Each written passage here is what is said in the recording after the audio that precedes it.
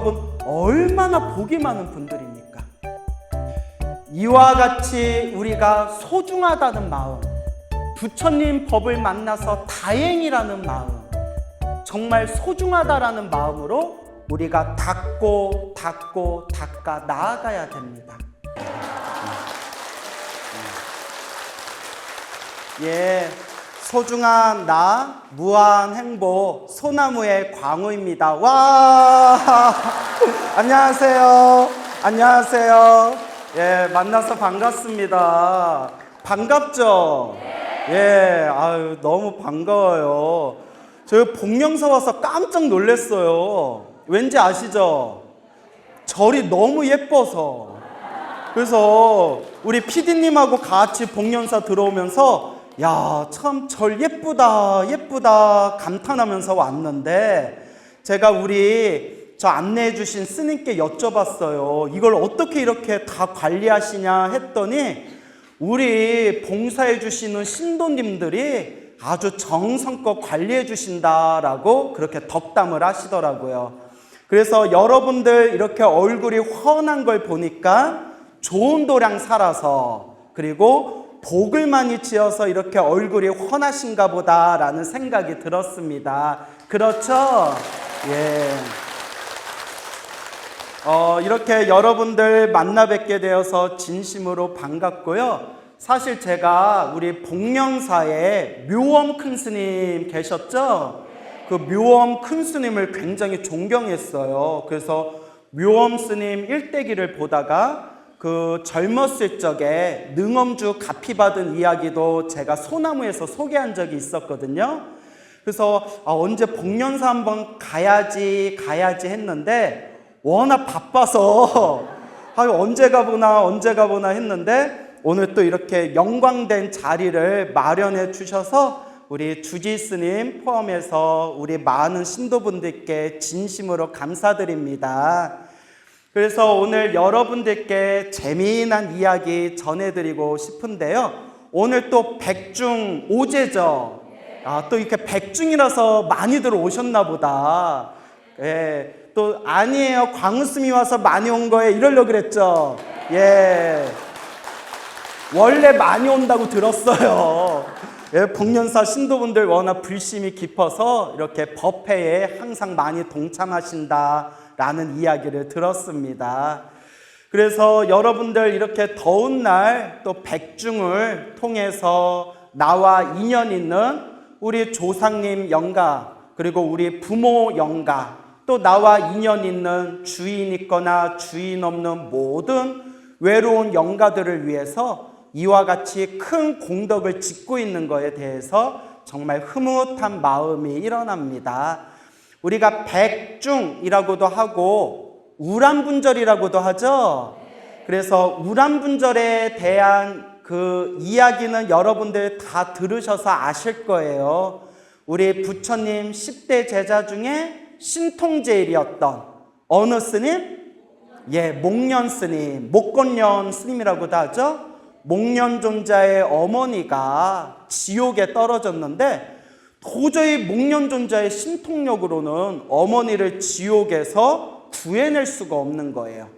그래서 부처님께 아뢰고 부처님께 세존이시여 저의 어머니를 부디 구제해 주십시오 라고 했을 때 우리 부처님께서 하신 말씀이 마땅히 하한거를 마치고 그 해제일에 스님들을 모시고 공양 올리고 연불 독경을 한다며 어머니를 구할 수 있을 것이다 해서 생기게 된 게 우리 백중이잖아요. 그렇죠? 그래서 또 원래는 우람분절이라고도 했는데 우람분이라는 뜻이 거꾸로 매달려 있다라는 뜻이래요. 거꾸로 매달려 있다.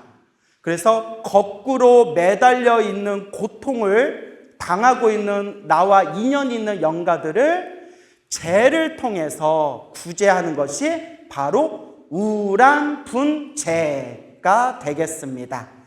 그래서 우리 부처님의 가르침은 살아있는 사람에게도 깨달음의 길, 복과 선업과 공덕을 닦을 수 있는 길을 우리들에게 가르쳐 주셨지만 또 나아가서 눈에 보이지 않는 영적인 존재들까지 지옥, 아기, 축생, 아슈라, 인간, 천상, 육도윤의 모든 중생을 제도하기 위해서 이와 같이 수많은 방편법을 설하시고 수많은 가르침을 설하셨던 겁니다. 그런데 요새 젊은 사람들이 죄를 지내거나 백중 같은 것을 좀 소홀히 하는 경향이 있어요. 여러분들도 느끼시죠? 그래서 왜 불자라면서 왜 백중 같은 걸 안 지내니 했더니 이제 많은 젊은 애들이 잘 못 믿겠어요 라는 말을 하더라고요. 스님, 죽으면 정말 저승이 있어요? 정말 윤회가 있어요? 라는 말씀을, 그런 이야기를 하는 경우가 종종 있습니다. 여러분, 죽으면 저승이 있을까요? 없을까요? 있어요? 봤어요? 보신 분? 예? 스님 저 죽었다고 왔는데 있어요.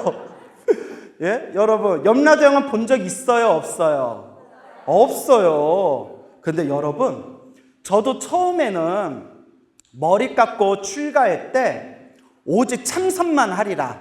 제가 이렇게 말이 많아 보이지만 원래 저도 참선하려고 출가했던 사람이에요. 그래서 저도 처음에는 영가라든가 영가천도라든가 지장경의 가르침이 딱 마음에 와닿지를 않았거든요.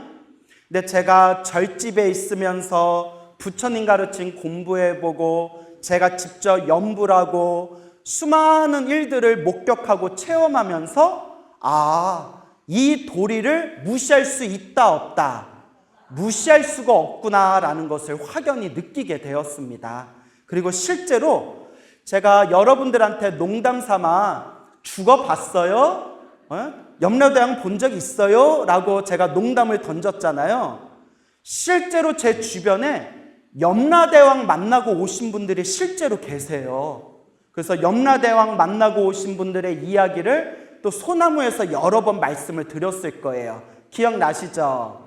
그래서 제 주변에도 스님, 저 실제로 염라대왕 만나고 왔습니다. 실제로 저승사자 만나고 왔습니다. 라고 경험하고 체험하신 분들이 많습니다. 그 중에 또 오늘 여러분들에게 재미난 이야기 한 토막 드리자면 제 어머님께 들은 얘기예요. 제 모친께. 내가 오늘 복련사에서 얘기하려고 내가 그동안 공개를 안 한 얘기예요. 예? 그래서 예.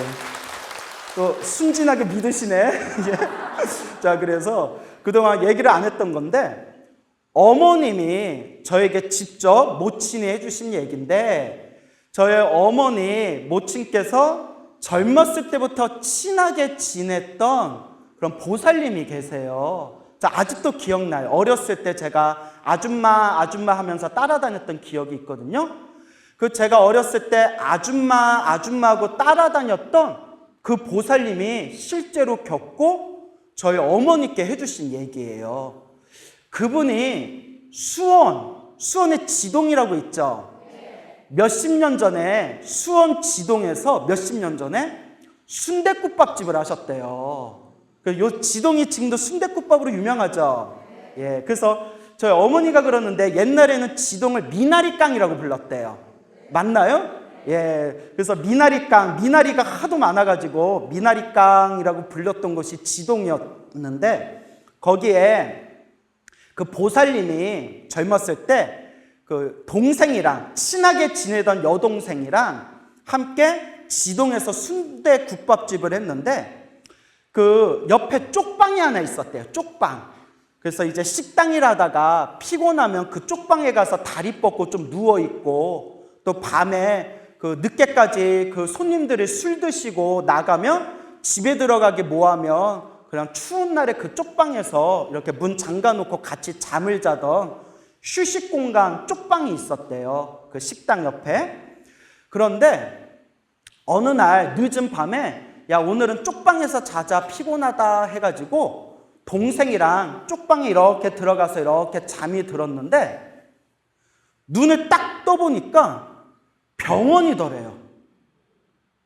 이게 무슨 일인가 싶으니까 옆에 뭐 의사고 간호사가 깨어났어요 이러고 무슨 일입니까 하니까 그 방에서 자다가 연탄가스가 새가지고 그 같이 자던 여동생은 죽었다는 거예요.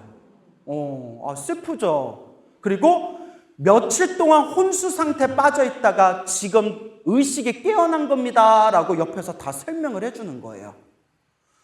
아구구구, 이걸 어쩌나 하면서 그 보살님이 저희 어머니한테 했던 말씀이, 그래서 나는 착하게 살아야 돼. 나는 착하게 살 수밖에 없어.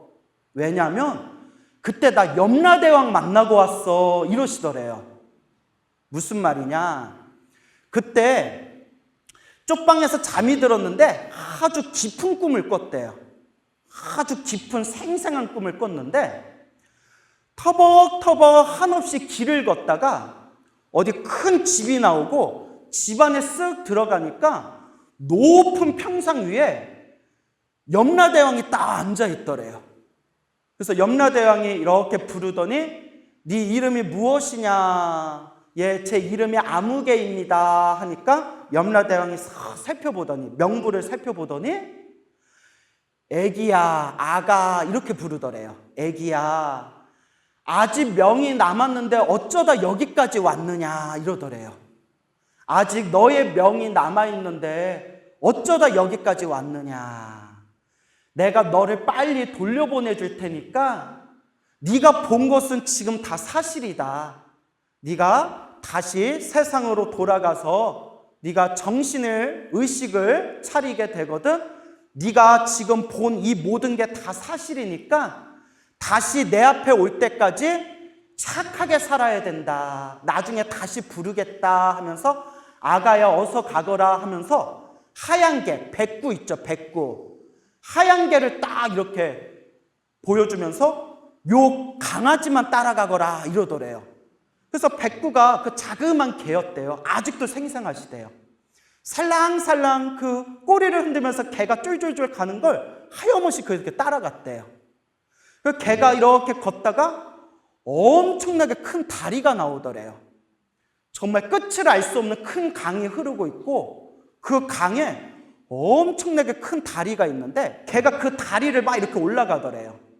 어찌나 빨리 달려가든지 강아지야 같이 가자 하다가 중간에서 갑자기 다리가 우르릉 꽝 하면서 다리가 막 무너지더래요. 다리가 무너지면서 그 강물 속에 빠지는데 으악 하면서 하염없이 강물 속에 빠지다가 정신을 딱 차리고 눈을 뜨니까 그곳이 어디였다?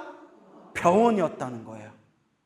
그러면서 저희 어머니한테 평소에 하신 말씀이, 누가 뭐래도 나는 염라대왕 만나고 왔다. 누가 이런 얘기를 믿겠냐. 하지만 내가 생생하게 만나고 왔고 염라대왕이 저 하얀 강아지 따라가고 언젠가 다시 올 때까지 착한 일 하면서 살아야 된다라고 나에게 당부를 하셨다. 그래서 나는 착하게 살아야 된다라고 말씀하셨던 그때 어머니께서 해주신 이야기가 생각이 납니다. 이런 이야기가 굉장히 많아요. 실제로 체험하신 분들이. 이런 하나하나의 이야기를 통해서 지장경에 나오는 그 귀왕들, 귀신들의 왕, 귀왕들, 무독귀왕이라든가 이런 이야기, 혹은 실제로 우리 불교설화에서 염라대왕을 만나고 왔다는 그런 이야기들이 하나도 허투루 무시할 수가 없구나라는 것을 다시 되새겨 봅니다.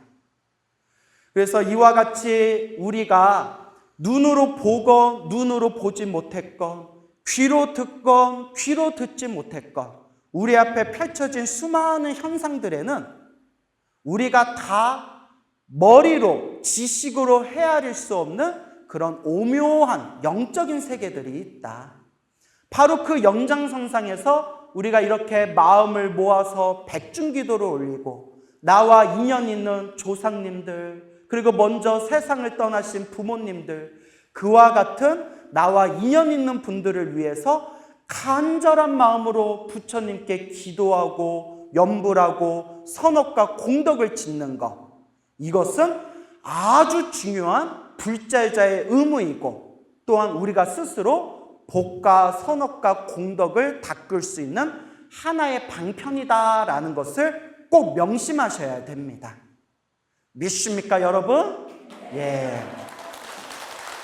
그래서 우리가 이와 같이 나와 인연 있는 영가님들을 위해서 기도를 하는데 간혹 불자님들이 이런 질문을 할 때가 있어요. 스님, 제가 절에 다니면서 부모님 돌아가실 때 49제도 올리고 천도제도 올리고 했는데 그래도 백중기도를 해야 됩니까? 그래도 백중에 동참해야 됩니까? 제가 늘 드리는 이야기가 있습니다. 무조건 하셔야 된다. 그리고 중요한 게 여러분, 웬만한 영가들은 부처님의 가피와 스님들의 간절한 염불과 기도로 또 남아있는 자손들의 간절한 그 염원의 힘으로 웬만한 영가들은 천도될 수가 있다고 합니다. 하지만 살아생전 업장이 두껍고 업보가 많고 세상에 대해서 미련이 많은 영가들은 49제를 지내도 천도되지 못하는 경우가 있다고 합니다. 그래서 얼마 전에 세상을 떠나신 쌍계사 조실이셨던 고산스님이라고 아세요? 그 고산스님 법문에 나오는 이야기인데요.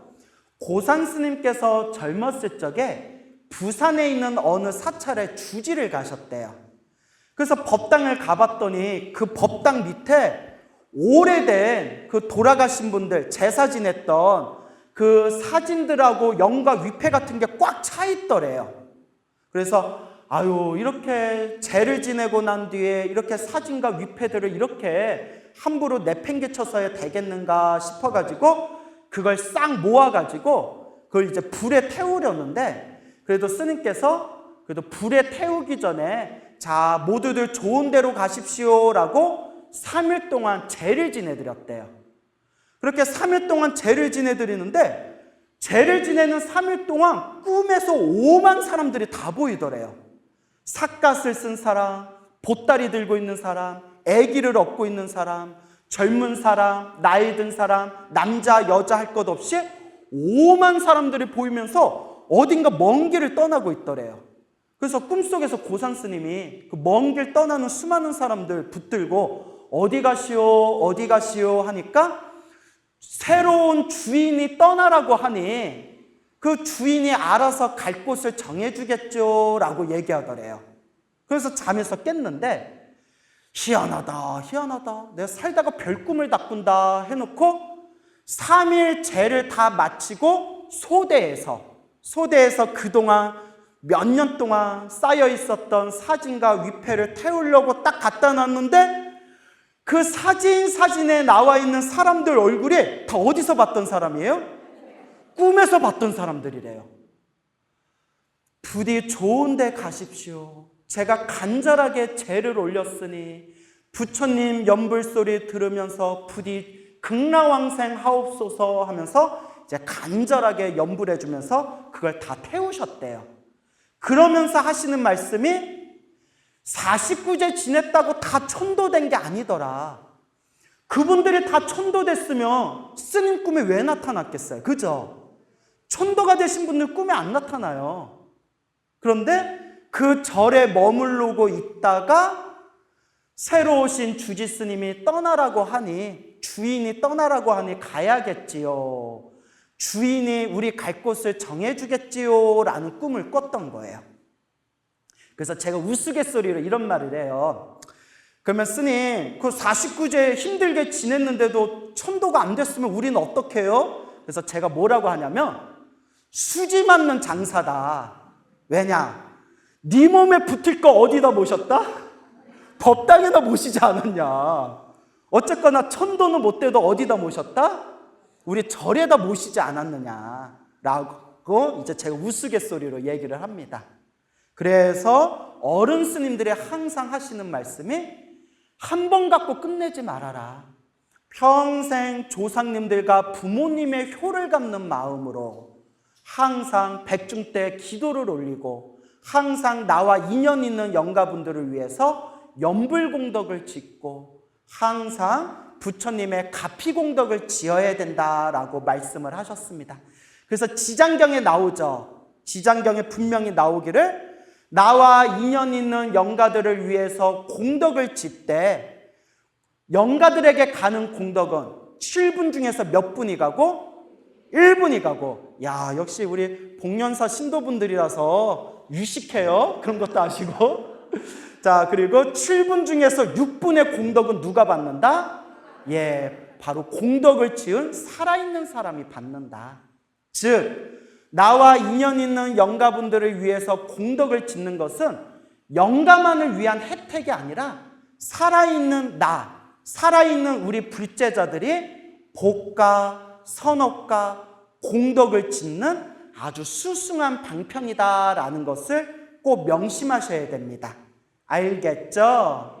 그래서 이와 같이 우리가 법을 지으면서 나아갈 때, 이와 같이 우리가 부처님께 기도하고 염불 하면서 내가 지은 공덕을 영가들과 함께 나눌 때 그 공덕의 많은 부분을 우리가 바로 그 공덕을 쌓게 되는 것이다 라는 것을 늘 마음에 되새겨야 됩니다. 지금으로부터 약 130년 전쯤에 통도사에 백련암이라는 암자가 있어요. 혹시 가본 적 있나요?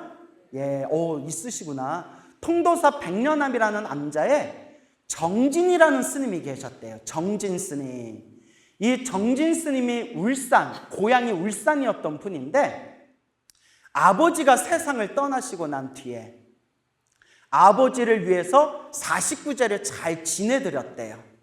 아버지를 위해서 49제를 잘 지내드리고 몇 년이 지났는데 어느 날 생생한 꿈을 꿨대요. 생생한 꿈 속에 이 정진 스님이 무인도, 아주 찬바람이 드는 음산한 무인도에 혼자 이렇게 서 있는 거예요. 그리고 이곳이 어딘가 어리둥절하고 있는데 저기에 아주 초췌하고 아주 고통스러운 얼굴로 벌벌벌벌벌 떨고 있는 어느 노인네가 쓱 오더니 스님의 법명은 무엇입니까? 라고 물어보더래요. 예, 저는 정진이라는 스님입니다. 아, 정진 스님, 혹시 고향이 어디십니까? 예, 제 고향이 울산입니다. 하니까 아들아! 하고 부둥켜 앉더래요. 아니, 아버지? 아니, 얼굴이 왜 이렇게 변했습니까? 내가 지옥에 떨어져서 끔찍한 고통을 받느라 내가 지옥에서 이와 같이 얼굴이 다 변해버렸다라고 하는 거예요. 아버지가 돌아가시고 제가 전성껏 49제를 지냈는데 어찌하여 지옥에 떨어지셨습니까?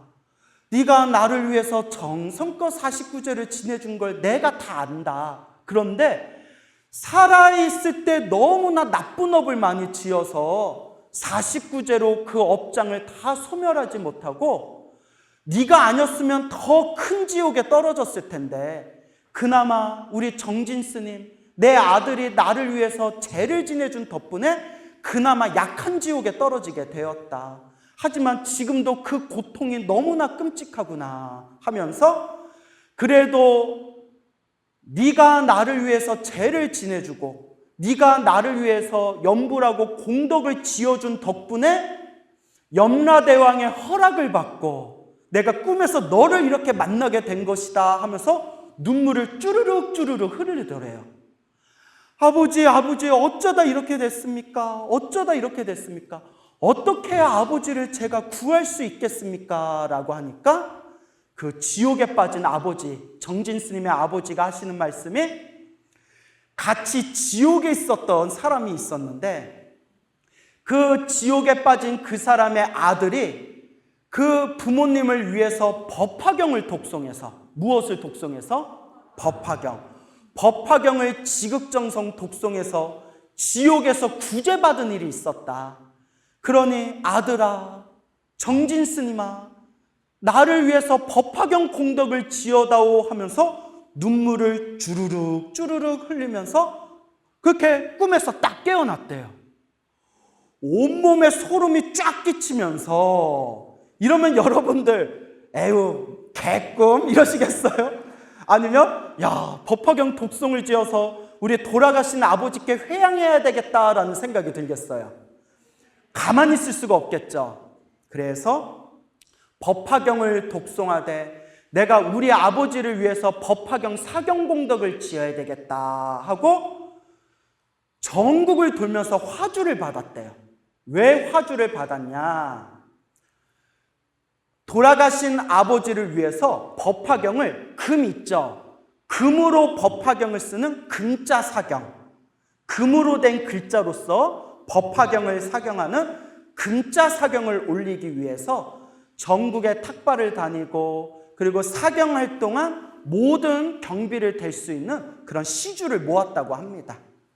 몇 개월 동안 힘들게 시주를 모은 뒤에, 화주를 한 뒤에 순천 서남사에 있는 당대 최고의 명필이고 대강백이었던 경운 스님을 찾아가게 됩니다. 경운 스님을 찾아가서 정진 스님이 눈물을 뚝뚝 흘리면서 스님, 부디 저와 저의 아버지를 위해서 법화경 금자 사경을 올려주십시오 라고 청을 올리게 됩니다. 그래서 경운 스님이 그대의 청을 받아들이겠소 해서 자그마한 방을 하나 구한 뒤에 암자의 방에서 오로지 그 법화경 사경, 여러분 금자, 그 정말 금으로 그렇게 이제 갈아가지고 금색으로 사경을 하는데 한 글자라도 틀리면 되겠어요, 안 되겠어요? 난리 난 거예요. 그래서 온 심혈을 기울여서 한자 한자 약 7만 자가 넘는, 법화경 7만 자가 넘어요. 7만 자에 이르르는 법화경을 한자 한자 금으로 사경을 합니다. 그런데 여러분, 금을 아무리 갈아서 그걸 이렇게 섞어가지고 이렇게 쓴다 하더라도 금가루가 거칠거칠하잖아요. 그죠? 그동안 모아놨던 옆에 있었던 붓을 법화경 사경 반을 쓰고 나서 붓이 닳아서 다 없어져 버렸대요. 도저히 쓸 수가 없는 거예요. 이걸 어쩌나. 붓을 구하러 마을로 내려가야 되는데 너무나 눈이 많이 내려가지고 마을로 내려갈 수가 없고, 이걸 기한 안에 이걸 사경을 다 맞춰야 되는데 이제 와서 어쩌나 걱정하고 있는데, 어느 날 청소를 하려고 문을 딱 열어놓는 순간에 족제비 한 마리가 쏙 하고 들어오더래요. 족제비야 얼른 나가라 하니까 안 나가고 발라당 누워서 꼬리를 딸랑딸랑 흔들더래요. 어서 나가라 맞기 전에 어서 나가라. 근데 자꾸 꼬리를 달랑달랑 흔들고 있으니까 순간, 족제비야 혹시 네 꼬리의 털을 뽑아가지고 붓으로 만들어서 쓰라는 소리냐라고 물어보니까 족제비가 사람 말을 어떻게 알아들어요. 그러거나 말거나, 네 꼬리의 털을 뽑아서 붓으로 쓰라는 얘기냐 물어보니까 꼬리를 달랑달랑 흔들더래요.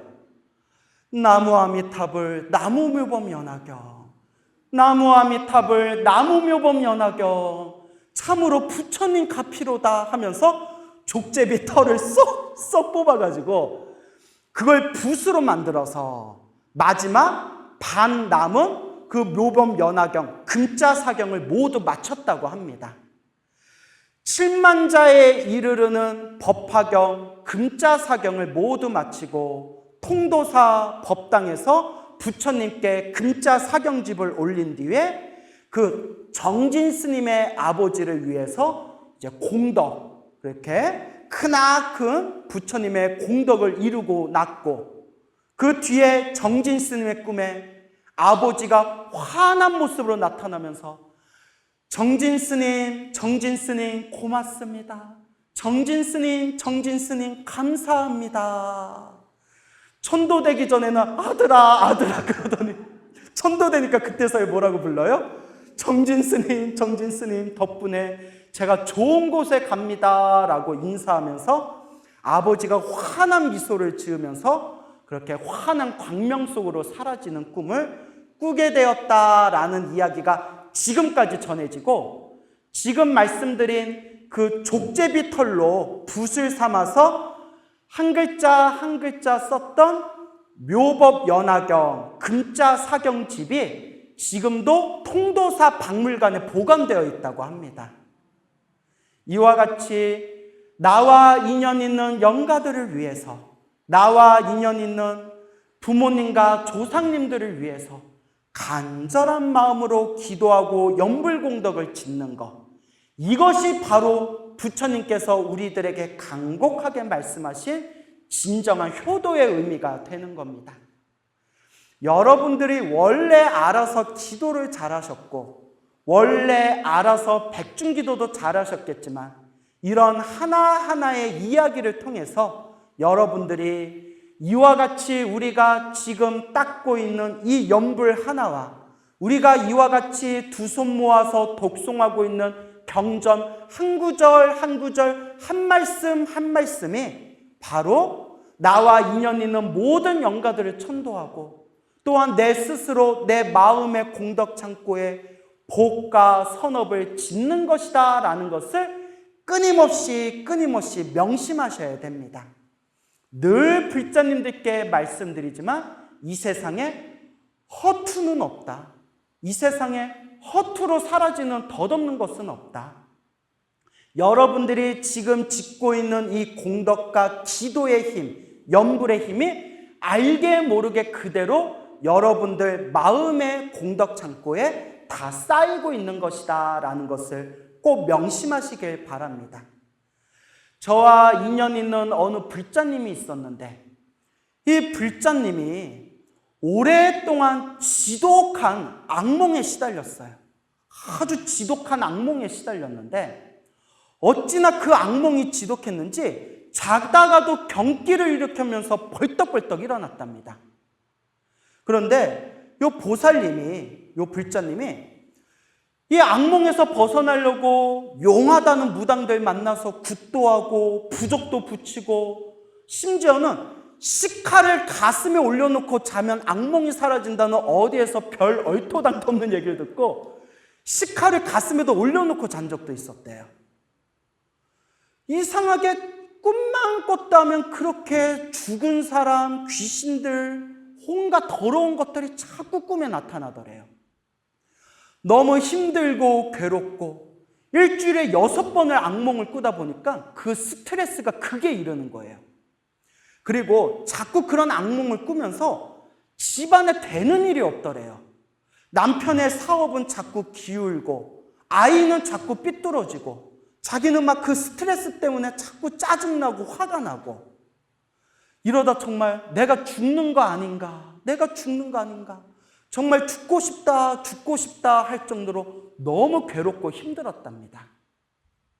어느 날 이분이 소나무를 보게 됐어요. 소나무를 봤는데 웬 얼굴에 동글동글한 스님이 나와가지고 알겠죠? 뭐 이러고 있더래요.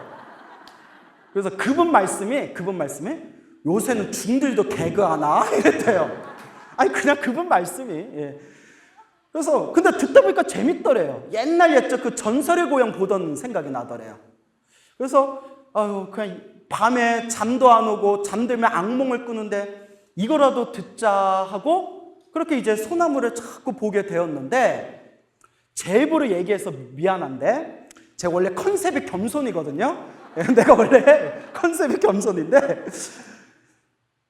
소나무를 틀어놓고 잠이 들었는데 그날 악몽을 안 꿨대요. 이거 뭐지? 계속 소나무를 틀어놓고 이렇게 잠에 들었는데 악몽이 많이 줄어들었대요. 악몽이. 그러다가 그때 그 경험이 굉장히 신선했는지 그대로 계속 소나무를 재미삼아서 듣다가 여러분 제가 항상 소나무에서 여러분들 눈높이 수준에서 기도 이야기, 연불 이야기, 복 짓는 이야기, 인과업보 이야기 항상 그런 말씀 드리잖아요. 그분이 점점 마음에 그 이야기들에 꽂히더래요. 맞아, 나도 기도 한번 해보자. 요 광우스님 법문이 맞다면 내가 이렇게 악몽으로 시달리고 우리 집안이 이렇게 뒤죽박죽 집안의 가세가 기우는 것은 다 내가 지은 전생의 업장일 수 있겠다. 그러니까 그래 나도 기도 한번 해보자. 그래서 지장경을 기도하셨대요. 지장경.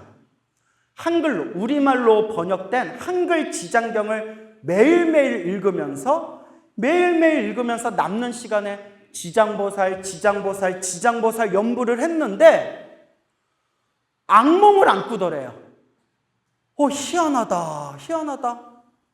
계속 지장보살 연부를 하면서 지장경을 계속 독송을 하면서 일주일에 6번 꾸던 악몽이 일주일에 3번으로 줄어들고 일주일에 한두 번으로 점점 줄어들고 꿈도 점점 맑아지는 걸 느끼겠더래요. 사람이 이렇게 뭔가 체험하는 맛이 있어야 돼요. 그렇죠, 여러분? 우리가 부처님 법이 좋은 건 다 알아요.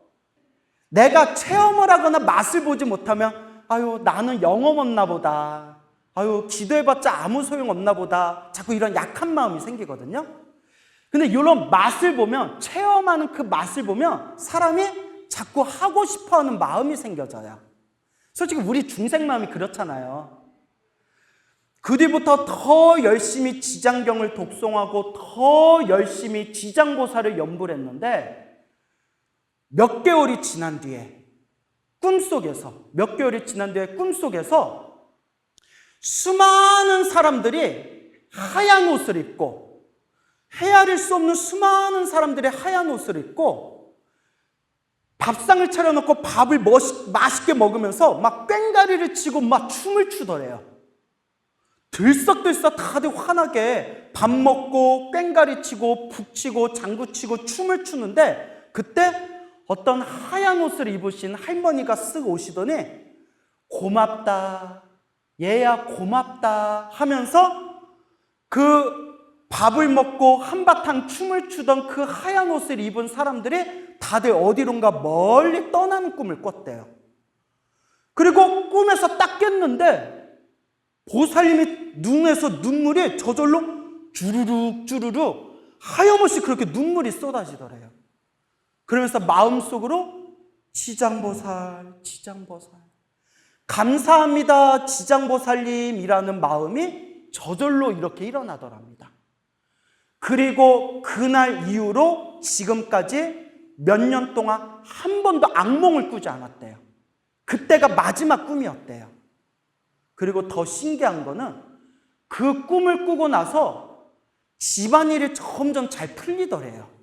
남편도 조금씩 안정을 이렇게 차리기 시작하고 그렇게 말썽 부리던 애들도 점점 애들이 반듯하게 변하더랍니다. 그 순간 그 보살님이 하시는 말씀이 맞구나. 인과 업보가 정말 있구나. 업장이란 게 정말 있고 부처님 가피라는 게 정말 있구나. 왜냐? 내가 증인이다 라는 말씀을 하시더라고요. 제가 증인입니다. 이와 같은 체험을 하신 분들이 헤아릴 수 없이 많아요. 그러면서 제가 불자님들에게 이런 이야기를 합니다. 이런 이야기를 듣고서도 기도를 하지 않는 사람이 있다면, 이런 이야기를 듣고서도 복과 선업과 공덕을 짓지 않는 사람이 있다면 그 사람은 정말 업보가 두꺼운 사람들이다. 그런 사람을 가리켜서 우의독경, 속위에 병을 있는 거나 다름없습니다. 제가 가장 좋아하는 부처님 말씀 중에 하나가 사람으로 태어나기 어렵고 부처님 법을 만나기 어렵다. 이 자리에 계신 우리 불자님들께서는 이번 생에 사람으로 태어나 이번 생에 이렇게 훌륭하고도 소중한 부처님 법을 만났으니 얼마나 복이 많은 분들입니까? 더구나 이렇게 우리 수원 복명사 맑고 깨끗한 도량에서 신행생활을 할 수 있으니 여러분 얼마나 복이 많은 분들입니까? 이와 같이 우리가 소중하다는 마음, 부처님 법을 만나서 다행이라는 마음, 정말 소중하다라는 마음으로 우리가 닦아 나아가야 됩니다. 옛적에 어느 큰 스님이 계셨는데 그 어느 신도분이 큰 스님을 찾아와서 스님, 제가 이렇게 업장이 두껍고 이렇게 업보가 두꺼운데 어떻게 하면 업장을 소멸하겠습니까? 3,000배를 해라 라고 시켰대요. 3,000배를 해라. 3,000배 하면 업장이 소멸하겠습니까? 3,000배 하면 업장이 소멸한다. 3,000배 해라. 그래서 법당에 가서 그 보살님이 하루 종일 다리가 후들후들 후덜덜덜 해질 때까지 다리를 떨면서 3,000배를 맞췄대요. 3,000배를 마치고 업장이 소멸했으니 좋은 일이 생기겠지 하고 큰 법당의 계단 밑으로 내려가는데 다리가 달달달달달달 떨리면서 다리에 힘이 쭉 풀리면서 그만 계단에서 넘어져 버린 거예요. 그래서 다리가 똑 하고 부러졌대요. 세상에. 병원에 가서 기부스를 한 뒤에 다짜고짜 큰 스님을 먼저 찾아와서 스님! 하면서 3,000배 하면 업장이 소멸한다더니 3,000배에서 다리가 풀려서 다리가 부러졌어.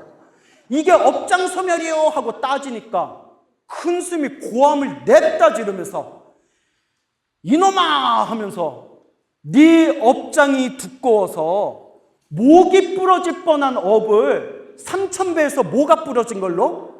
다리가 부러진 걸로 크게 받을 걸 작게 받았는데 그 은혜도 모르고 와서 어디서 그렇게 망발을 하느냐 했더니 아이고 스님 죄송합니다. 아이고 스님 잘못했습니다. 제가 몰라서 그랬습니다.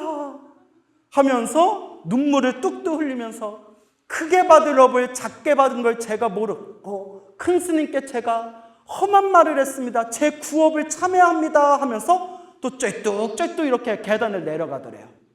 옆에 있는 시자 스님이 깜짝 놀라가지고 스님이 사실입니까? 스님 부처님 가피가 너무 놀랐습니다. 크게 받을 업을 작게 받기 위해서 목이 부러진 뻔한 업보를 다리 부러진 걸로 끝난 겁니까? 했더니 큰 스님이 나야 모르지? 그 내가 어떻게 아냐냐? 스님 보살한테 그렇게 얘기해줬습니까? 야 이렇게 얘기 안 하면 맞아줄 것 같아서 야 부처님이 크게 받을 거 작게 받는다고 했다. 야 부처님 말을 의심하냐? 이랬다는 그런 에피소드가 있습니다. 근데 그 말이 맞아요. 여러분들이 기도하면서 여러분들이 수행하면서 힘들고 괴롭고 답답한 일을 만나게 되었을 때 나무아미타불 관세음보살, 지장보살, 마하살 크게 받을 업을 어떻게 받고 있습니다? 작게 받고 있습니다. 라는 그 흔들리지 않는 마음이 중요합니다. 그 흔들리지 않는 마음이 여러분들을 꾸준히 복과 선업과 공덕의 길로 이끌어주는 겁니다. 오늘 여러분들이 이렇게 백중기도에 오셔서 우리 조상님들을 위해서 혹은 먼저 세상을 떠나신 부모님들을 위해서 혹은 나와 인연 있는 영가분들을 위해서 간절한 마음으로 연불공덕을 짓고 계시고 일상에서도 항상 복령사 법회에 모여서 우리 큰 스님들 가르침을 듣고 또 여러분들이 마음으로 부처님 말씀을 되새기면서 한 걸음 한 걸음 수행해 나아가는 그 공덕의 힘, 그것이 여러분들을 진정한 행복의 길로 이끌어주는 바로 공덕의 힘이고 여러분들을 성불의 길로 이끌어주는 공덕의 힘입니다. 여러분들이 한 번 연불할 때마다 여러분들 마음 창고에 공덕이 쌓이고 여러분들이 영가를 생각하면서 한 번 연불할 때마다 여러분들과 인연 있는 영가들이 기쁨의 춤을 춘다고 했습니다. 오늘 이 더운 날씨에도 여러분들이 이와 같이 부처님 도량에 모여서 부처님의 가르침을 되새기며 기도할 수 있다는 것, 이것은 보통 인연이 아니고 웬만큼 성근이 있지 않으면 쉽게 할 수가 없는 겁니다. 저만 하더라도 이렇게 날씨가 더우면 집에서 에어컨 켜고 그렇게 다리 뻗고 쉬고 싶은 생각이 들지, 이렇게 더운 날에 이렇게 법당에 모여서 부처님을 향해서 기도하고 제를 올리는 마음, 그 마음 쉽게 올리는 게 과연 그게 우리가 평범하게 생각할 일이겠습니까? 그만큼 여러분들이 과거 전생에서부터 한 분의 부처님 혹은 두 분의 부처님 혹은 수많은 부처님들께 복을 짓고 선업을 짓고 인연을 지어놓은 것이 있기 때문에 이번 생에 이렇게 맑고 깨끗한 도량에서 부처님의 법을 닦을 수 있다는 것을 꼭 마음에 되새기고 명심하시길 바랍니다. 그래서 오늘 이렇게 아름다운 도량 공연사에서 여러분들 만나뵙게 되어서 진심으로 기쁘게 생각하고요. 또 오늘 이 인연을 통해서 저와 여러분 그리고 우리 수많은 불자님들이 더욱 열심히 수행하고 정진하는 그런 인연공덕이 되었으면 합니다. 여러분 성불하시오. 우리 부처님께서 우리 중생들에게 항상 설법하시기를 이 모든 것이 다 인연법이다 라고 말씀하셨습니다.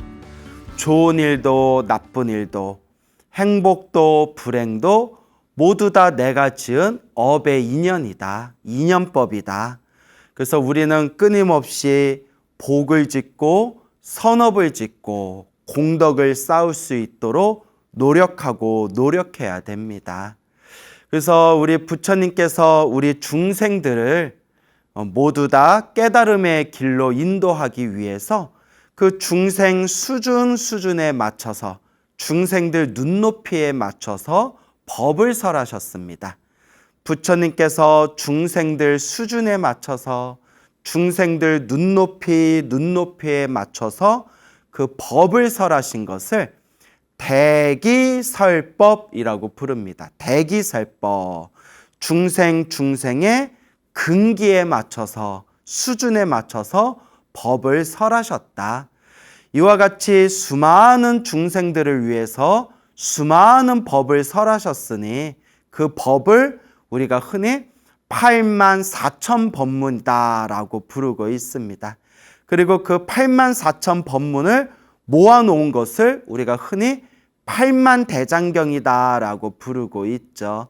그 8만대장경의 내용을 우리가 살펴보면 너무나 그 양이 방대하고 또한 너무나 깊고 심오해서 정말 이번 생에 이 8만대장경을 다 읽기도 힘들 뿐더러 8만대장경을 다 읽었다 하더라도 그 내용 하나하나 문장 하나하나를 다 완벽하게 이해하면서 그렇게 숙독을 하며 정독을 하며 끝까지 다 이해하며 읽기는 거의 불가능에 가깝습니다. 그럼에도 불구하고 우리가 부처님의 가르침을 통해서 내 눈높이에 맞춰서 내 수준에 맞춰서 먼저 이해할 수 있는 것부터 한 발자국 한 발자국 한 단계 한 단계 한 걸음 한 걸음 밟아 올라가면서 그렇게 부처님의 가르침을 닦아 나아간다면 이 팔만대장경의 그 알맹이, 그 팔만대장경, 부처님 84,000법문의 핵심을 우리가 충분히 이해할 수 있을 거다라고 말씀을 드리고 싶습니다. 그래서 우리가 부처님의 가르침을 공부하면서 부처님 가르침의 가장 밑바닥, 부처님 가르침의 가장 그런 주춧돌, 가장 기초라고 할 수 있는 게 바로 이 인연법이다. 모든 것이 인연 따라 일어나고 모든 것이 인연 따라 사라지고 그 행복과 불행, 그 속에서 펼쳐진 모든 것이 다 내가 지은 업의 인연이다. 이걸 우리가 여실하게 있는 그대로 올바르게 바라보고 비추어 보아야 할 것입니다. 그래서 우리 불자들이 스님 살아가는 게 너무 힘들어요. 왜 이렇게 사는 게 힘들고 괴롭고 답답할까요? 라고 하실 때 저는 부처님의 말씀 혹은 부처님 가르침의 설화를 이제 예로 들면서 우리 부처님께서 우리 앞에 펼쳐진 행복과 불행 이 모든 게 다 내가 지은 업의 인연이다 라고 말씀하셨습니다. 그러면 스님 내가 지은 이 업의 인연을 어떻게 잘 닦아야 되겠습니까?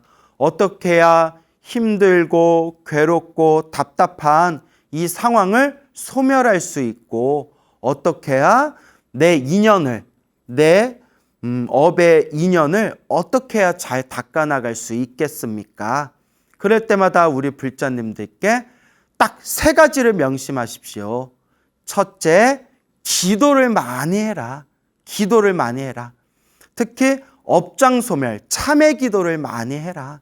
그래서 관음 기도를 하든 지장 기도를 하든 금강경 기도를 하든 법화경 기도를 하든 신묘장구 대다라니 기도를 하든 항상 시작 없는 옛적부터 지금까지 살아오면서 몸과 말과 생각으로 지었던, 알고 지었건 모르고 지었건 그 모든 죄업들을 제가 참회합니다라는 마음으로 간절하게 기도하고, 기도하면서 항상 기도의 마지막에는 모든 중생 다 함께 행복하여지이다.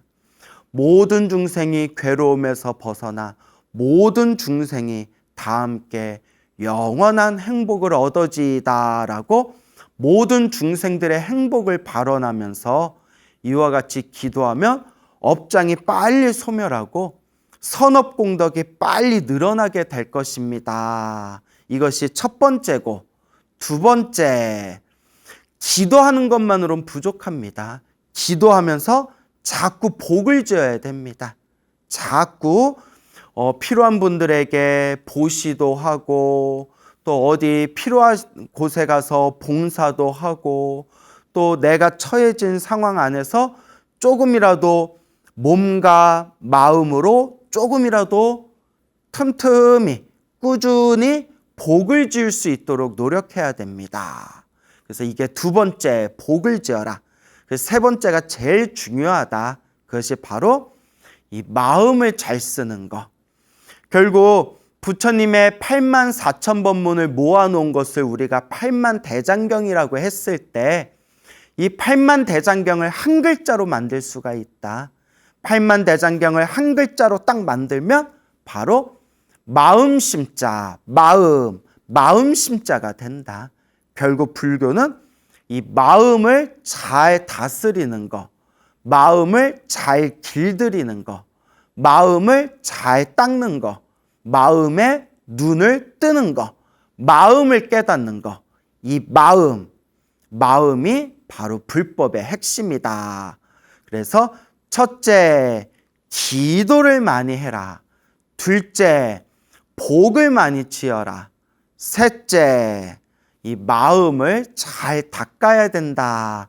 이 세 가지를 명심하고 꾸준히 닦아 나아가면 반드시 내 나쁜 업의 인연을 소멸하게 되고 반드시 좋은 업의 인연, 복과 선업과 공덕이 쌓이게 될 것이다 라는 그런 말씀을 드립니다. 많은 분들이 그래요. 스님, 그런데 그렇게 머리로는 아는데, 머리로는 다 알겠는데 몸으로 실천하기가 너무 힘들어요. 몸으로 닦는 게 너무 힘들어요. 원래 힘든 겁니다, 여러분. 처음부터 수행이 술술 되고 처음부터 이 마음 공부가 술술 된다면 우리는 벌써 다 도인이 되고 벌써 다 부처가 됐어요. 원래 수행은 힘든 거예요.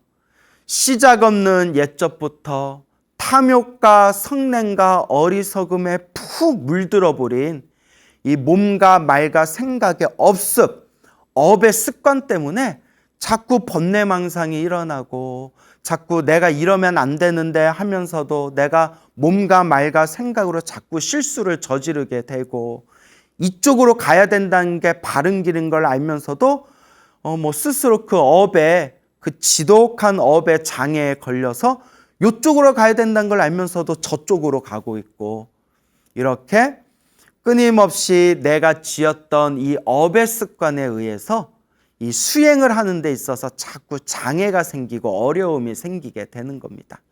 원래 수행이 어려운 거예요.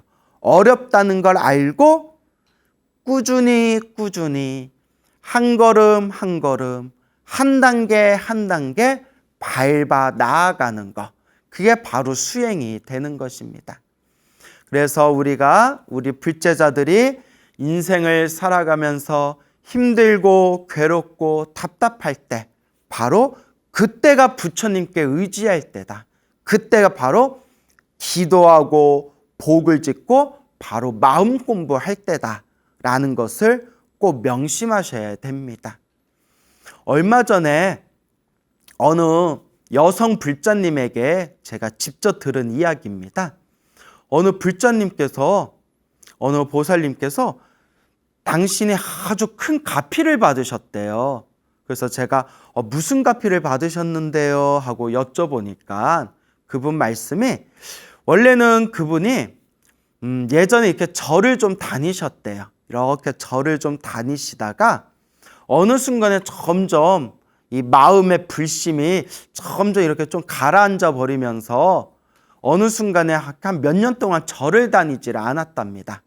그러다가 우연히 우리 광우 스님의 소중한 나, 무한행보, 소나무라는 그런 이제 우리 법문을 듣고 나서 마음에 다시 불심이 이렇게 들썩들썩거리면서 이제 다시 좀 절에 다니면서 기도해야 되겠다라는 생각이 들더랍니다. 그래서 이제 아침에 이제 남편 출근시키고 애들 학교 보내고 집안일 좀 이렇게 하고 난 뒤에 딱 절에 가면 딱 10시가 되더래요. 그래서 매일매일 특별한 날이 없으면, 특별한 일이 없으면 매일매일 이제 절에 가서 그렇게 아침마다 오전 사시불공을 꾸준하게 동참하고 사시불공을 올렸다고 합니다. 그리고 항상 이렇게 관세음보살을 연불 했대요. 항상 마음으로 관세음보살을 연불 했는데, 이 보살님이 오래전부터 이렇게 고질병이 하나 있었다고 합니다. 병원에 가도 약을 먹고 치료를 받아도 잘 낫지 않았던 고질병이 있었는데, 그냥 손끝에서 발끝까지 온몸이 그냥 욱신욱신거리고 몸이 이렇게 자꾸 아프더래요. 몸에 이렇게 힘도 없고 약간의 좀 무기력증 같은 거겠죠. 몸에 힘도 없고 자꾸 몸이 아파오고 여기저기 막 쑤시고, 그래서 병원에 가도 큰 차도가 없었는데 이 불자님께서 이제 마음속으로 전생에 업본가 보다 생각하고 그냥 그러려니 하고 이렇게 살아오고 있었다고 합니다. 그러면서 꾸준히 다시 절에 다니면서 부처님께 불공 올리고 자꾸 이렇게 기도하고 염불하면서 그렇게 몇 개월의 시간이 지났는데 어느 날 생생한 꿈을 꿨대요. 생생한 꿈을 꿨는데 꿈속에서 법당에 싹 들어가는데 법당에 환한 부처님이 딱 이렇게 앉아 계시더래요. 법당에 환한 부처님이 딱 이렇게 앉아 계시는 그런 모습을 보고 이렇게 합장하면서 부처님, 부처님 하면서 그 법당에 환하게 앉아있는 부처님 앞에서 이렇게 연불을 하는 꿈을 꿨답니다. 그래서 잠에서 딱 깼는데 너무 꿈이 생생하고 너무나 마음이 시원하고 개운하더랍니다. 야, 이게 소나무에서 들었던 이게 가피 받은 건가? 이게 업장이 소멸한 건가? 그런 이제 여러 가지 생각이 들었는데 그 꿈을 꾸고 난 뒤부터 몇 년 동안 그렇게 당신을 괴롭혔던 그 몸이 욱신욱신 아프던 고질병이 싹 사라져 버렸대요. 몇 년 동안 병원을 다녀도 차도가 없었던 그 고질병이 그 부처님이 환하게 그렇게 앉아 계시는 그 모습을 보고 이렇게 합장하고 연불하던 그 꿈을 꾸고 난 뒤에 당신을 괴롭혀던 그 병이 싹 사라지게 되었다라는 말씀을 저한테 하시더라고요. 그래서 제가 와, 대단합니다. 너무나 대단합니다. 그게 몽중가피죠. 그게 바로 몽중가피입니다. 근데 불자님, 평소에 무슨 기도를 많이 하셨어요? 라고 여쭤보니까 스님, 제가 뭐 특별한 기도는 하지 않고 스님이 소나무에서 말씀하신 대로 아침에 눈을 딱 뜨면 저녁에 잠들 때까지 최대한 관세음보살을 놓치지 않으려고 항상 관세음보살을 연불했습니다. 항상 관세음보살을 마음으로 연불하면서 아침에 눈을 떠서 밤에 잠들 때까지 최대한 관세음보살을 놓치지 않으려고 떼서 염불하고 염불했습니다 라고 말씀하시더라고요. 그래서 제가 참 훌륭하다라는 그렇게 이제 덕담을 드렸습니다. 이 불자님께서는 매일매일 꾸준하게 이제 가정주부시니까 이제 남편 출근하고 애들 학교에 가면 이제 집안일 이렇게 좀 해놓고 매일매일 이제 사시불공, 뭐 1시간 내지 1시간 반 정도 되죠. 사시불공에 참석한 거, 그리고 따로 특별한 기도 없이 오로지 그냥 관세음보살만 염불 하셨다는 거예요. 오로지 관세음보살만. 그래서 우리 주변의 불자님들 보면 제가 수도 없이 이 소나무를 통해서 아니면 수많은 강의나 설법을 통해서 따로 좋은 기도가 있는 게 아니다. 부처님을 향한 모든 기도는 하나로 통한다 라는 말씀을 제가 정말 입이 아프도록 말씀을 드리는데, 수많은 불자님들은 그래도 무슨 기도가 더 나을까? 스님 어떤 기도를 해야 더 효과가 좋을까요? 아직도 이런 망상 속에 빠진 불자들이 너무 많은 것 같아요. 그래서 제가 방송에서도 몇 번 얘기했지만 이제 제발 소나무를 보신 분들은 제발 이제 이런 질문 좀 그만해라. 스님 무슨 기도를 해야 되나요? 무슨 기도를 해야 효과가 더 좋은가요? 제발 이런 질문 좀 제발 좀 그만해라. 그동안 소나무를 통해서 끊임없이 말하지 않았냐. 관세음보살 불러서 가피 받은 분, 지장보살 불러서 가피 받은 분, 금강경 기도해서 가피 받은 분, 법화경 기도해서 가피 받은 분, 신묘장구 다라니 기도해서 가피 받은 분, 능엄주 기도해서 가피 받은 분, 이루 헤아릴 수 없이 부처님께 기도해서 가피 받은 수많은 그런 불제자의 이야기를 전해드리면서, 여러분 부처님을 향한 모든 기도는 하나로 통합니다. 하나라도 간절히 열심히 하세요 라고 말씀드렸는데, 아직도 무슨 기도를 해야 더 좋을까? 무슨 기도를 해야 더 효과가 좋을까? 이거는 이제 망상입니다. 망상, 허망한 생각이에요. 어떤 기도를 하든 골고루 한번 해보시고, 골고루 기도하면서 나한테 가장 친숙하고 나한테 가장 맞는 기도를 하나라도 선택해서 간절하게 꾸준하게 하는 게 중요합니다. 그러니까 한번 골고루 해보세요. 골고루. 관음기도도 좀 해보고, 지장기도도 좀 해보고, 신묘장구 다라니도 외워보고, 능엄주도 해보고, 금강경, 법화경, 지장경 기도도 해보면서 나한테 이렇게 잘 맞아떨어지는 기도가 있을 거예요. 스님, 저는 무슨 기도를 하면 좋을까요? 제가 어떤 기도가 맞을까요? 그걸 내가 어떻게 알아요? 본인이 해야지. 그걸 제가 어떻게 알아요? 예? 그래서 본인이 닦아야 됩니다. 본인이 골고루 해보시되, 부처님을 향한 모든 기도는 결국 하나로 흐르게 된다. 부처님을 향한 모든 기도는 하나의 에너지로 통하게 된다라는 것을 꼭 명심하시기 바랍니다. 그래서 이와 같이 부처님의 가피를 받으셨던 이 불자님도 오직 관세음보살만 염불하셨대요. 오직 관세음보살만 염불하셨답니다. 그래서 여러분, 어떤 기도가 더 좋지? 어떤 기도를 해야 효과가 더 좋을까? 제발 이제 그런 망상 좀 다 내려놓으시고, 어떤 기도를 하든 부처님을 향한 믿음으로 간절하게 정성스럽게 그와 같이 기도하시기 바랍니다. 이제 소나무를 통해서 이미 수없이 여러분들에게 말씀드렸잖아요. 관음기도로 가피받은 불자님도 있고, 지장기도로 가피받은 불자님도 있고, 금강경이나 법화경이나 신묘장구 다라니로 가피받은 불자들도 있고, 그래서 큰 스님들도 불자들한테 기도를 시킬 때 큰 스님들도 자기들이 효과 본 걸로 시켜요. 금강경으로 효과 보신 분들은 금강경 해라 가르치고, 법화경으로 효과 보신 분은 법화경 하라 가르치고, 관음기도로 효과 보신 분들은 관음기도 하라 가르치고, 지장기도로 효과 보신 분은 지장기도 해라 라고 가르치시거든요. 결국 중요한 거는 어떤 기도를 하든 부처님을 향한 그 간절한 마음은 결국 하나로 통하게 된다는 것을 꼭 명심하시길 바랍니다.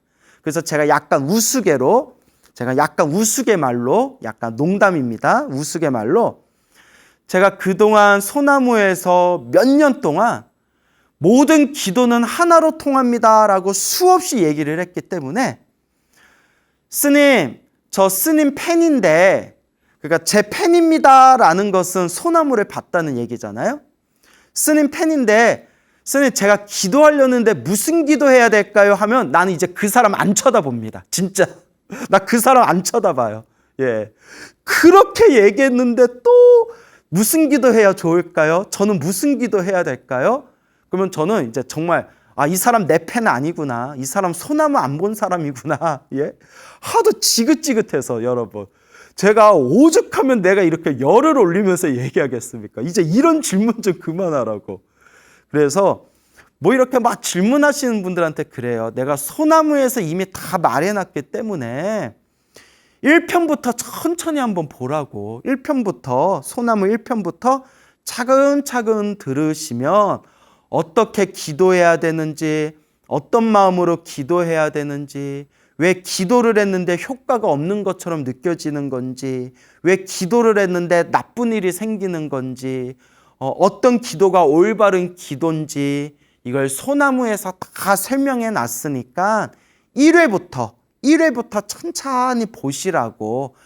그 정도 정성도 없으면서 어떻게 부처님 가르침을 닦겠냐고 라고 그렇게 이제 말씀을 드립니다.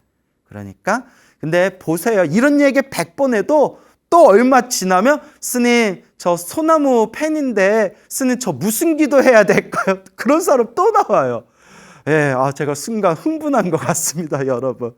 그러니까 부처님을 향한 기도는 하나로 통한다. 하나라도 간절하게 기도하셔라 라는 말씀을 드리고 싶습니다. 몇십 년 전의 일입니다. 몇십 년 전에 어느 젊은 처녀가 있었는데 1950년 6.25 전쟁, 한국 전쟁이 터지게 됩니다. 그런 정말 우리 한국 그런 역사, 한국 현대의 역사에 정말 가슴 아픈 그런 큰 전쟁이 일어나게 되고 수많은 사람들이 죽고 다치고 뿔뿔이 흩어지게 되는 정말 그런 가슴 찢어지는 그런 힘들고 괴로운 그 시절, 그 한국 전쟁이 터졌을 때 이 처녀가 이제 가족들하고 이제 부산까지 피난을 왔는데 피난을 오는 그런 상황에서 부모님을 잃게 되고 그런 형제 자매들도 다 이제 뿔뿔이 흩어지게 된 겁니다. 그래서 가까스로 부산까지 피난은 왔는데 이제 완전히 다 거지꼴이 돼버린 거예요. 부모님도 잃어버리고 형제 자매도 다 뿔뿔이 흩어져서 살았는지 죽었는지 알 수도 없고 정말 어디다 의지하고 의탁할 곳이 없어서 그 젊은 처녀가 그 험악한 시절에 얼마나 무서웠겠어요. 정말 쓰레기를 뒤져가면서 겨우겨우 끼니를 이어가던 그런 한 처녀가 있었습니다. 너무 살아가는 게 힘들고 괴롭고 그리고 부모님도 잃어버리고 형제자매도 다 살았는지 죽었는지 생사도 분명하지 않고 그 속에서 밀려오고 닥쳐오는 그런 두려움, 슬픔, 그런 암울한 마음 때문에 이 처녀가 결국은 독한 마음을 품게 됩니다. 죽자. 내가 그냥 죽어버리자. 내가 그냥 죽자. 그래가지고 내가 이렇게 이 세상 더 이상 무엇하러 내가 살겠는가? 부모님도 잃고 피를 나눈 우리 형제도 우리 자매들도 어디 갔는지 살았는지 죽었는지 알 길도 없고 내가 지금 하루하루 어떻게 살아가야 될지 눈앞이 깜깜한데 그냥 내가 죽자라는 생각이 들어서 이렇게 끈을 가지고 끈을 품에다 안고 산으로 올라갔대요. 산에 올라가서 이제 목매달아서 죽으려고. 그렇게 눈물을 뚝뚝 흘리면서 내 팔자야, 내 팔자야. 왜 이렇게 사는 게 힘들까? 그냥 죽어버리자 하면서 노끈을 안고 그렇게 산으로 올라가다가 얼떨결에 이렇게 절로 들어갔대요. 산으로 올라가다가 이렇게 절이 있길래 여기에 절이 있네 하면서 여기 이렇게 큰 절이 있네 하고 이렇게 이제 절로 들어갔는데 거기 이제 부산의 범어사였대. 범어사. 부산의 범어사. 그래서 이렇게 절에 와가지고 내가 이렇게 뭘 어떻게 해야 될지 모르고 두리번거리고 있는데 저기 법당에 오늘 이렇게 노스님이 쓱 지나가시는데 노스님이 너무 풍채가 좋고 너무나 그렇게 얼굴이 편안해 보이셔가지고 저 노스님께서는 저 스님께서는 도력이 높으신 분인 것 같다. 저분한테 좀 내가 좀 여쭤봐야 되겠다 싶어서 그 법당 앞에 쓱 지나가는 노스님께 저 스님 하고 이렇게 불렀대요. 그래서 노스님이 이렇게 쳐다보니까 스님, 제가 너무 답답해서 그런데 뭐 좀 여쭤봐도 되겠습니까? 하니까 노스님이 그래, 말해봐. 뭔데? 처녀, 뭐가 궁금한데? 하니까 이제 처자가 하는 얘기가 스님, 제가 이 전쟁통에 부모님도 잃고 형제자매도 다 뿔뿔이 흩어지고 그리고 하루하루 정말 살 길도 막막하고 제가 그냥 확 죽어버리려고 합니다. 제가 아무런 인생에 희망이 없습니다. 제가 그냥 죽어버리려고 하는데 제가 죽으면 다음 생에 좋은 곳에 태어나겠습니까? 그 노스님이 가만히 쳐다보시더니 못 태어난다. 좋은 곳에 못 태어난다. 딱 이러시더래요. 살아가는 게 힘들어서 확 죽어버리려고 하는데 다음 생에도 좋은 곳에 못 태어나면 어떡합니까? 스님, 왜 못 태어납니까? 그럼 제가 어떻게 해야 됩니까? 그러니까 노스님이 하신 말씀이 살아야 된다. 어떻게든 살아야 된다. 살아야지 왜 죽냐? 살아야 된다라고 말씀하시더래요. 스님, 살고 싶어도 사는 게 너무 괴롭고 힘들고 너무 답답합니다. 너무나 고통스러워서 그렇습니다. 그럼 제가 어떻게 살아야 됩니까? 라고 하니까 노스님께서 관세음보살을 불러라. 간절하게 관세음보살을 불러라. 자나 깨나 오직 관세음보살을 불러라. 관세음보살을 부르면 반드시 너를 도와주실 것이다. 스님, 관세음보살 부르면 밥이 나옵니까? 떡이 나옵니까? 관세음보살 부른다고 뭐가 달라집니까? 그러니까 노스님이 관세음보살을 불러라. 간절하게 관세음보살을 불러라. 자나 깨나 관세음보살을 불러라. 관세음보살을 부르면 반드시 너를 도와주실 것이다 하면서 그 처자를 이렇게 붙들고 어디로 데려가더래요. 그래서 공양간으로 데려와서 일단 사람은 먹여야 돼요, 여러분. 백날 좋은 얘기 해봤자 일단 배부터 채워줘야 돼요. 밥을 배불리 먹이더래요. 자, 배고팠지? 요거 좀 먹어라 하면서 공양가에서 밥을 배불리 먹은 뒤에 아무리 범어사가 큰 절이지만 그렇게 거짓골이 된 여자한테 그렇게 배불리게 밥을 먹일 정도로 그렇게 쌀이 풍족했던 시대는 아니지 않습니까? 밥을 배불리 먹인 뒤에 마지막으로 다시 간곡하게 말씀하시는 게 살아야 된다. 오직 관세음보살을 불러라. 관세음보살이 반드시 도와주실 것이다. 살아야 된다라고 그렇게 간곡하게 그렇게 당부를 하시더랍니다. 그 노스님의 간곡한 말씀에 이 마음이 촉촉하게 젖어든 이 처녀는 결국 이제 다시 마을로 내려가서 마음으로 결심을 합니다. 그래, 살자. 악착같이 한번 살아보자. 어차피 이러나 죽거나 저래나 죽거나 악착같이 살아보자 하면서 그날부터 오직 관세음보살을 부르면서 온갖 잡일을 다 했대요. 옛날 사람들이 옛날 사람들이 지금 사람들보다는 지식적인 면, 그런 머리로 따지고 분석하는 그런 지식적인 면은 옛날 사람들이 지금 사람들보다는 훨씬 뒤떨어지겠지만 대신 옛날 사람들의 장점이 있답니다. 뭐 하나 꽂히면 그냥 정말 순수하고 우직하게 밀고 나가는 힘이 있대요. 그 처녀도 오직 관세음보살을 간절하게 부르면서 악착같이 살아가서 나중에는 이제 시장에서 장사를 하게 되었고, 결국엔 그 부산 시장에서도 아주 손꼽히는 그런 큰 부자가 되었다라는 그런 정말 전설 같은 이야기가 전해지고 있답니다. 이 이야기를 제가 전해 듣고 저는 문득 이런 생각을 했습니다. 우리 사람의 업의 인연이라는 게 좋은 업만 있는 것도 아니고 나쁜 업만 있는 것도 아니에요. 좋은 업의 인연과 나쁜 업의 인연이 끊임없이 내가 지은 업보 따라서 일어나고 사라집니다.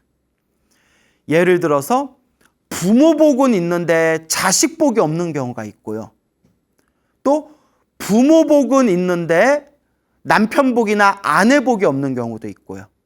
또 부모 복도 없고 부부 복도 없었는데 말년에 자식 복은 있어가지고 또 자식 복이 있는 경우가 있고요. 또 건강 복은 있는데 재물 복이 없는 경우가 있고요.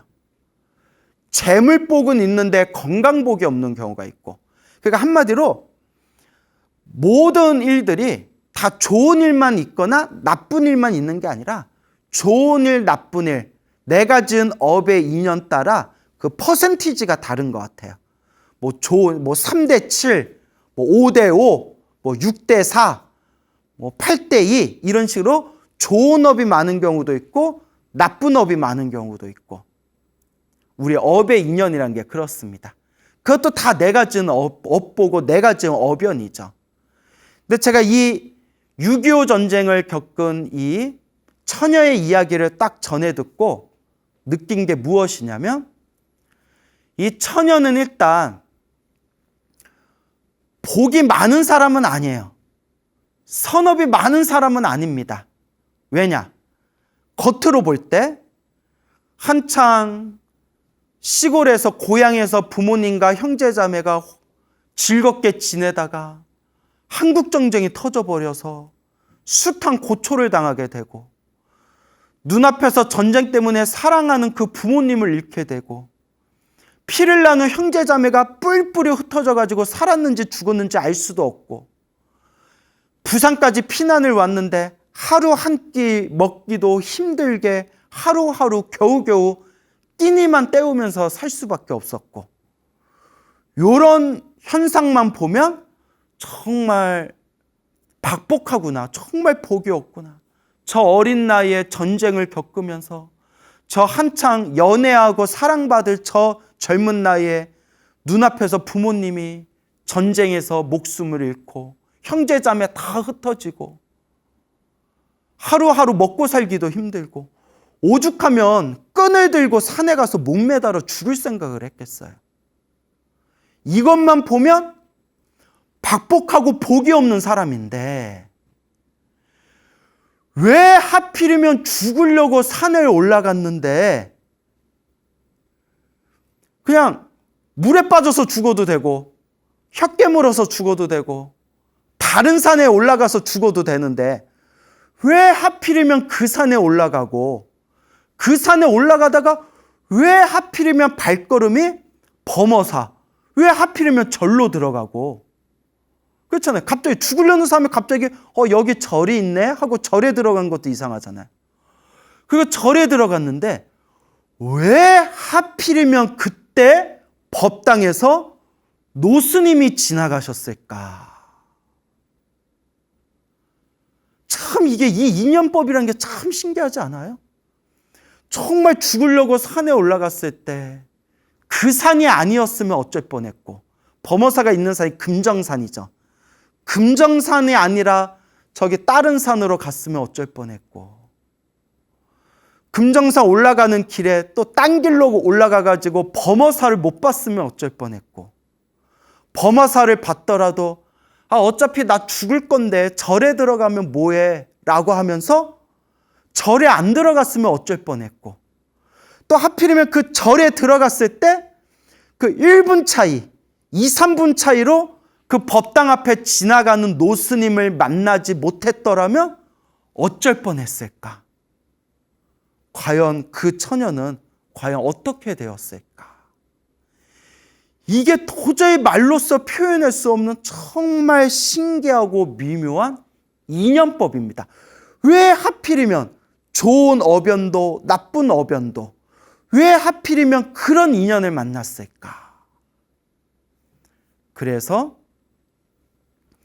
그 처녀가 범어사에서 노스님을 만나고 밥을 배불리 먹고 노스님께서 관세음보살을 불러라, 관세음보살을 불러야 된다 간곡하게 이야기하시는 그 법문의 말씀을 마음에 품고서 이제 범어사를 이렇게 이제 나오려고 할 때, 그때 지나가는 젊은 스님한테 스님, 아까 제가 법당 앞에서 저 노스님을 만났는데 저 노스님이 누구셨습니까? 하니까 그 젊은 스님이 이렇게 쳐다보면서 모르고 우리 큰 스님께 그렇게 이제 여쭤본 겁니까? 질문한 겁니까?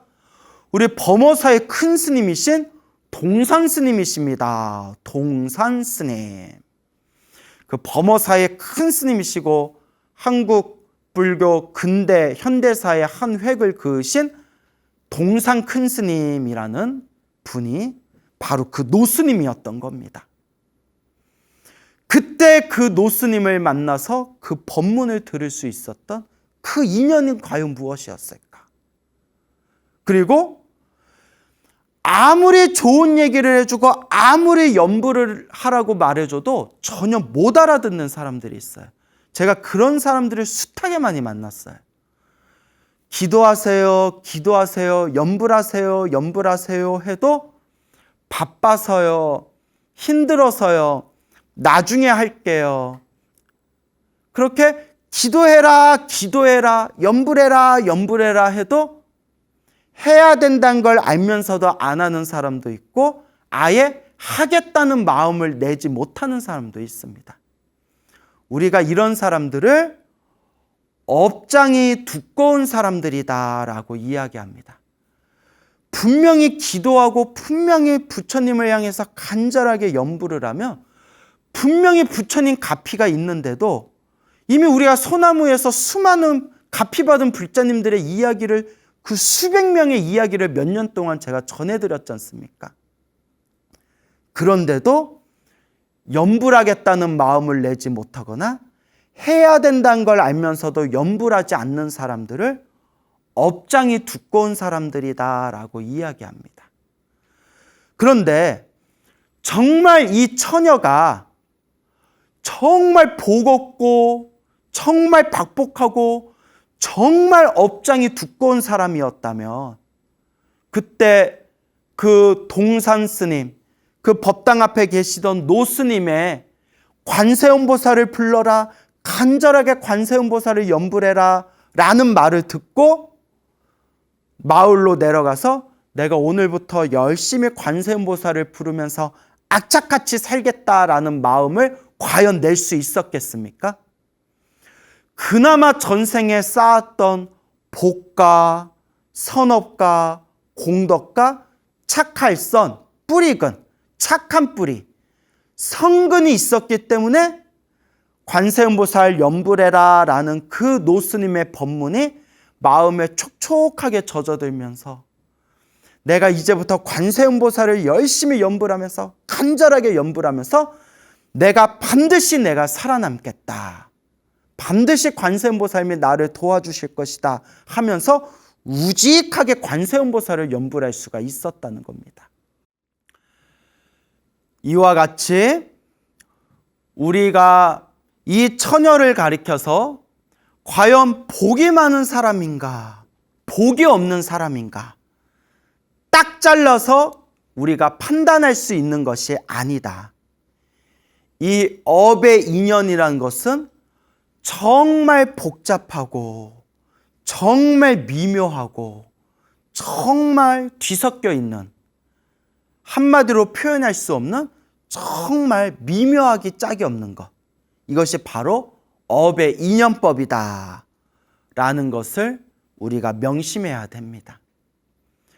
그래서 이 처녀가 겉으로 봤을 때에는 한국전쟁을 겪으면서 부모님을 전쟁에서 잃고 사랑하는 그 수많은 형제자매와 뿔뿔이 흩어지게 되고 타향살이를 하면서 힘들게 살아왔던 것만 본다면 정말 복이 없고 정말 업보가 두꺼운 여인이구나 라고 바라볼 수도 있겠지만, 죽으려고 했던 그 시점에 금정산에 오르다가 범어사에 들어가게 되고 법당에서 지나가는 동산 큰 스님을 만나 뵙게 되고, 그때 큰 스님께 관세음보살을 염불해라 라는 법문을 듣게 되고, 마을에 내려와서는 간절하게 관세음보살을 염불하면서 나중에는 그 부산시장에서도 손꼽히는 그런 큰 부자가 되었다는 것을 또 살펴보면 굉장히 복이 많은 사람이구나, 정말 복 많은 사람이구나 라고도 바라볼 수가 있는 겁니다. 그렇다면 이 여인은 복이 많은 사람입니까? 복이 없는 사람입니까? 딱 잘라서 말할 수 없는 것이 바로 우리 업의 인연이라는 겁니다. 다만 중요한 것은 좋은 인연은 좋은 인연대로, 나쁜 인연은 나쁜 인연대로, 행복도 불행도 좋은 일도 나쁜 일도 다 내가 지은 업보대로, 내가 지은 업의 인연대로 받는 것이다 라는 것을 우리가 꼭 명심해야 됩니다. 결국 우리에게 주어진 우리 불자의 바른 삶, 스님 어떻게 해야 제 업장을 소멸하고 어떻게 해야 스님 우리가 선업과 공덕을 지을 수 있겠습니까? 첫째, 어떤 기도를 하든 부처님을 향한 간절한 마음으로 꾸준하게 간절하게 기도해라. 둘째, 기도하면서 내 형편껏 내 힘 닿는 대로 꾸준히 조금씩이라도 복을 짓고 복을 지어라. 셋째, 가장 중요한 거, 이 마음, 잘 안 되더라도 자꾸 마음을 잘 쓸 수 있도록 그렇게 내 마음을 잘 닦아라. 이 세 가지를 꼭 명심하시면서 여러분들 삶에 행복한 그런 열매를 꽃 피우시길 바랍니다. 여러분, 행복해지고 싶습니까? 행복한 삶을 창조하고 싶습니까? 복을 지으십시오. 선업을 지으십시오. 공덕을 쌓으십시오. 복과 선업과 공덕의 힘이 여러분들을 진정한 행복의 길로 이끌어 줄 것입니다. 여러분, 성불하십시오.